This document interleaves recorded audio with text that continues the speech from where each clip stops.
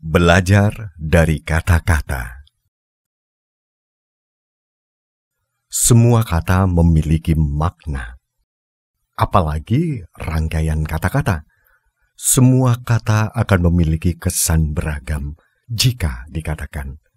Bahkan bisa berbeda rasa, tergantung siapa yang berkata-kata. Kata hujatan akan menjadi indah jika diikuti tawa. Sebaliknya, kata indah bisa berasa pedas jika diungkapkan dalam sebuah sindiran. Kata-kata bisa membuat bisu, mati kutu. Kata-kata bisa juga meradang dan membuat kawan mendadak menghunus pedang. Mari belajar dari kata-kata.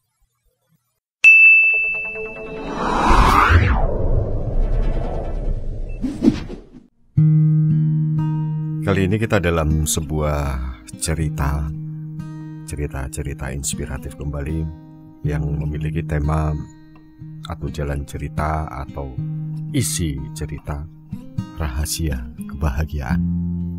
Nah, ini kisahnya dimulai dari ada seorang laki-laki tua yang berjalan masuk ke sebuah restoran yang cukup besar. Jadi dengan langkahnya yang terseret-seret, laki-laki tua ini juga kepala yang dimiringkan dan bahu yang berposisi agak membungkuk. Dia bersandar pada tongkat andalannya, pakai tongkat dengan langkah-langkah yang ya tentu saja tidak bisa terburu-buru. Jaket kain yang dipakai terlihat ada beberapa yang sobek di beberapa tempat. Celana panjangnya yang bertambal, juga terlihat sepatunya yang usang, tapi memiliki kepribadian yang terpancar itu hangat. Ini membuatnya tampil berbeda dari pengunjung lainnya di hari itu. Jadi yang tidak terlupakan kalau dilihat adalah kedua matanya yang berkilau bagai intan dari laki-laki tua itu. Pipinya yang lebar dan kemerahan, juga bibirnya yang tipis yang membentuk senyum hangat. Langkahnya terhenti dan ia pun membalikkan badan, berkedip pada seorang anak kecil yang duduk di dekat pintu. Anak itu membalasnya dengan cengiran yang sangat lebar. Nah, ketika sudah masuk nih seorang pelayan muda, kita namakan saja Nina ya. Seorang pelayan muda restoran itu memperhatikan laki-laki tua ini berjalan terseret-seret menuju ke sebuah meja di samping jendela. Nina menghampiri laki-laki tua itu dan berkata, "Mari Pak, saya bantu Anda duduk."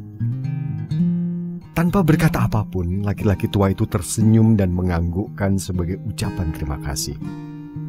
Nina menarik kursi dari meja dan dengan satu tangan Nina membantu laki-laki itu duduk di kursi hingga merasa nyaman. Lalu Nina menarik meja ke dekat laki-laki tua itu dan menyandarkan tongkatnya pada meja agar mudah dijangkaunya nanti. Dengan suara jernih dan lembut, laki-laki itu berkata, "Terima kasih dan semoga kamu mendapatkan berkah atas kebaikanmu." "Sama-sama Pak," jawab si pelayan yang bernama Nina tadi. "Iya, nama saya Nina Pak, perkenalkan. Saya akan kembali sebentar lagi dan kalau Bapak perlu sesuatu, panggil saja saya." Setelah laki-laki tua itu menghabiskan makanan dan minuman, Nina membawakan uang kembalian. Laki-laki itu meletakkannya di atas meja. Nina sekali lagi membantu laki-laki itu untuk bangkit dari kursi dan keluar dari mejanya. Nina memberikan tongkatnya dan menggandengnya hingga pintu depan. Sembari membukakan pintu, Nina masih sempat untuk berucap, "Silakan datang kembali ya Pak." Laki-laki tua itu berbalik dan berkedip dan ditambah dengan senyum. Lalu mengangguk sebagai ucapan terima kasih pada Nina. "Tentu saja Nak," katanya lembut. Ketika Nina membersihkan meja yang tadi dipakai oleh laki-laki itu, ia hampir saja pingsan. Di bawah piring, ia menemukan sebuah kartu nama dan pesan di sebuah tisu dengan tulisan tangan yang agak acak-acakan. Di bawah tisu itu terselip 5 lembar uang 100 ribuan. Pesan pada tisu itu berbunyi demikian. Dear Nina, saya sangat menghormati kamu, dan saya bisa melihat bahwa kamu pun menghormati diri sendiri. Ini terlihat dari caramu memperlakukan orang lain. Kamu telah menemukan rahasia kebahagiaan.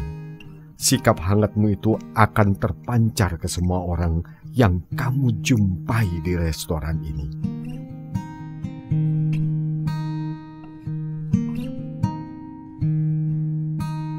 Dan teman, benar. Ternyata setelah diselidiki, laki-laki tua yang dilayani Nina tadi adalah pemilik restoran tempat Nina bekerja.